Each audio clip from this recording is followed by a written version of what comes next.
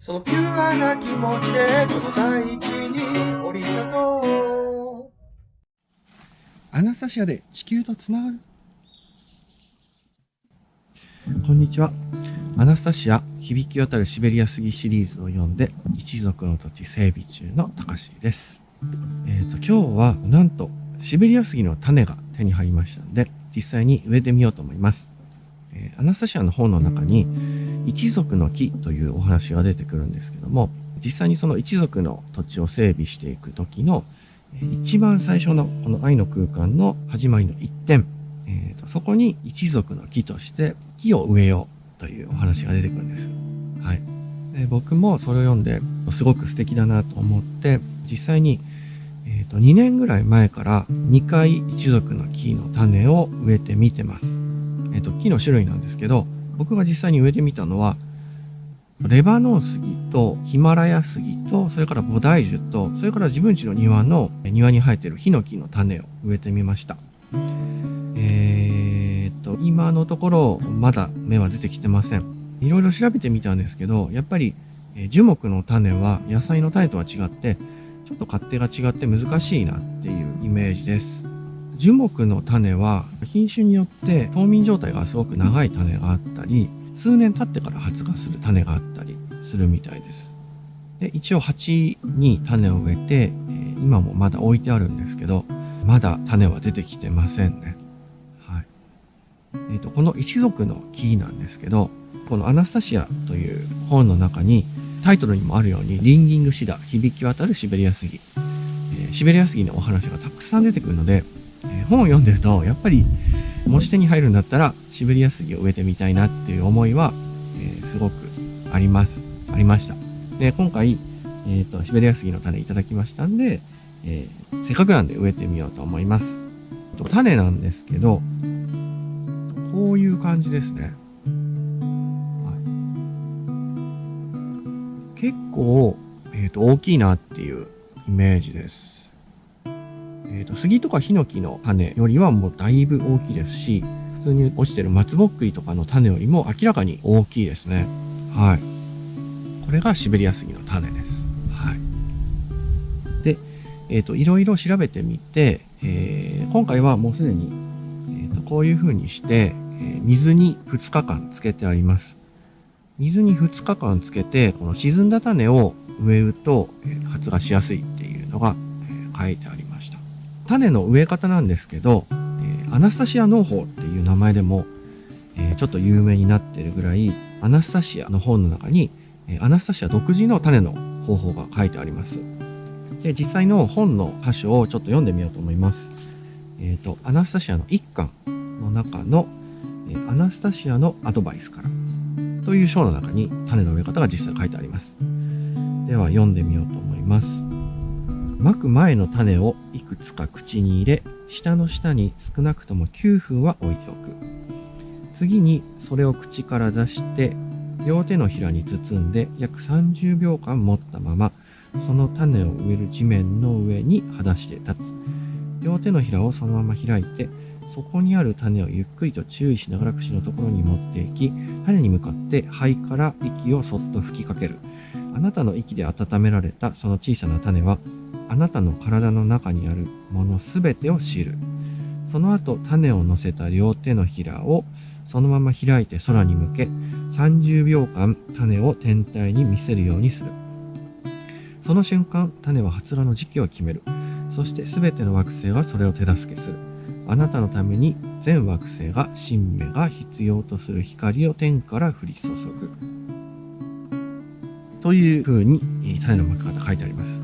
これを僕初めて読んだ時、もう本当にどこでも聞いたことない方法だったんで、衝撃を受けたのと、それから他の章で、この植え方についてのもっと詳しい説明が載ってる箇所もちょこちょこあるんですけど、それも読んでみた結果、すごく理にかなってるなっていうのを僕は感じました。で、この人間と植物の関係っていうのもすごく新しい気づきがありましたし、自分専用の薬としての植物の実っていうところの考え方がすごくしっくりきました。はい。で、今日は実際にこの方法で種を植えていきたいと思います。はい。まずは、9分間、下の下、ゼッカに種を置いて、種に自分の情報を読み取らせるっていうところからやっていこうと思います。実はもうすでに、一つ種が口の中に入ってます。野菜の種だったら9分間でいいんですけど、先ほども言った通り、樹木の種はちょっと野菜とは勝手が違うみたいで、例えばその植える前に2日間ぐらい水につけた方がいいっていうのが書いてありましたし、実際に種を見てみてもやっぱりこの皮が随分厚いですよね。はい。なんで、なるべくできる限り長く口の中に入れとこうと、今回は思います。はい。でですね、種なんですけど、これがシベリア杉の種ですね。で、これがレバノン杉の種になります。この小さいのが。今回はこれも一緒に植えようと思います。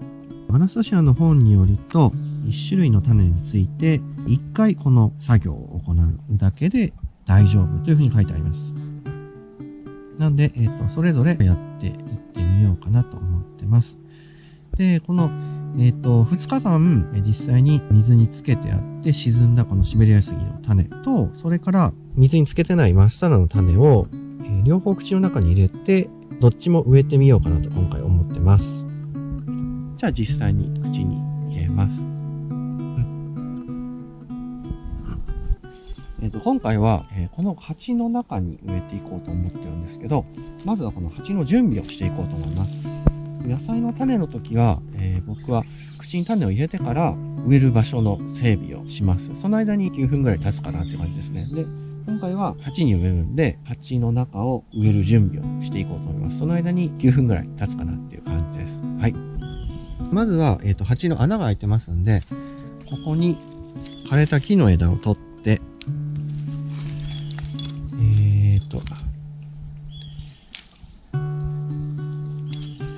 水はけですね。水はけを良くするために、この下に、木を敷いていこうと思います。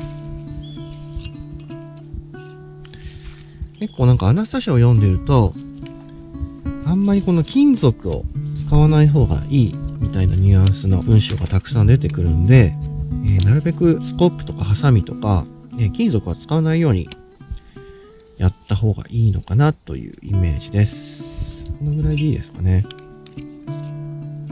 下に木を敷き詰めたら、実際にここに、土を入れていこうと思います。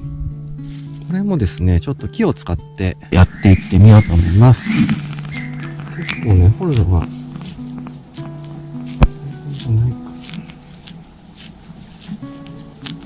ぱり自然の山なんで、いろんなところにこう根っこが入ってて、案外柔らかく掘れますね。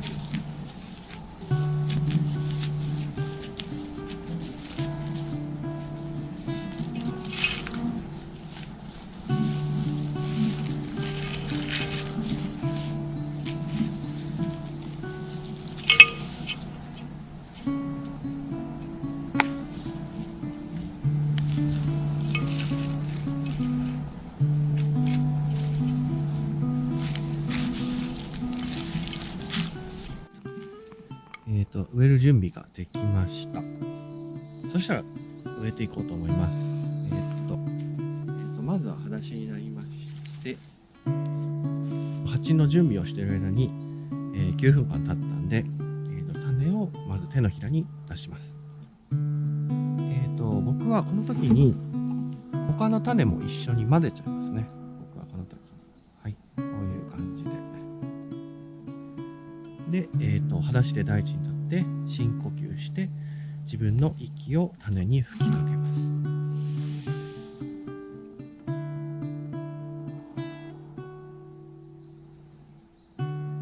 そして種を30秒間、星たちに見せます。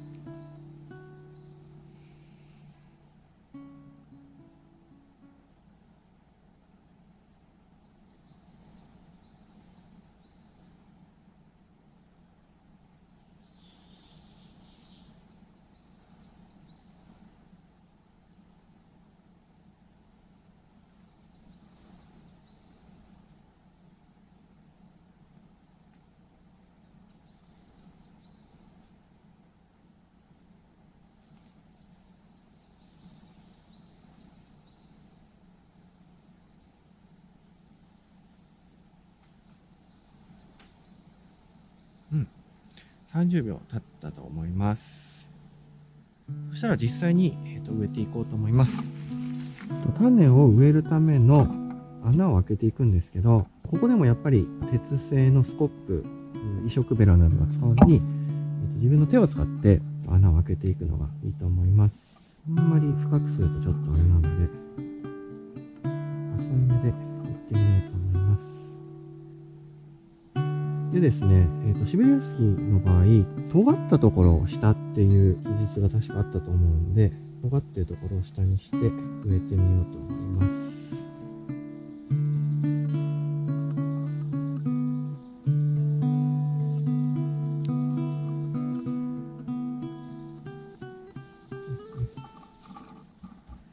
で、自分の手を使って、あと、足も使った方がいいかもしれないですね。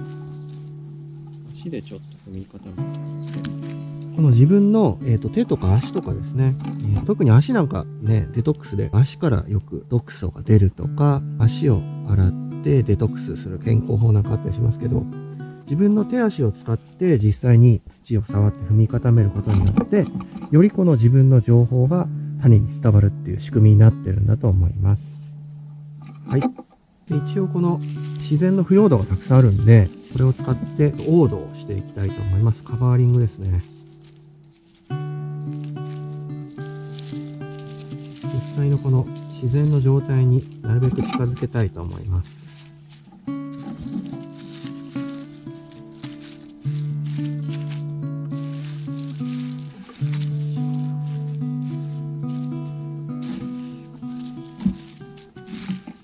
はい。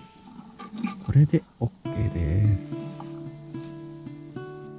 これで鉢の状態は OK なので、あとは注意点としては、3日ぐらいは水をあげない方がいいというふうに本には書いてあります。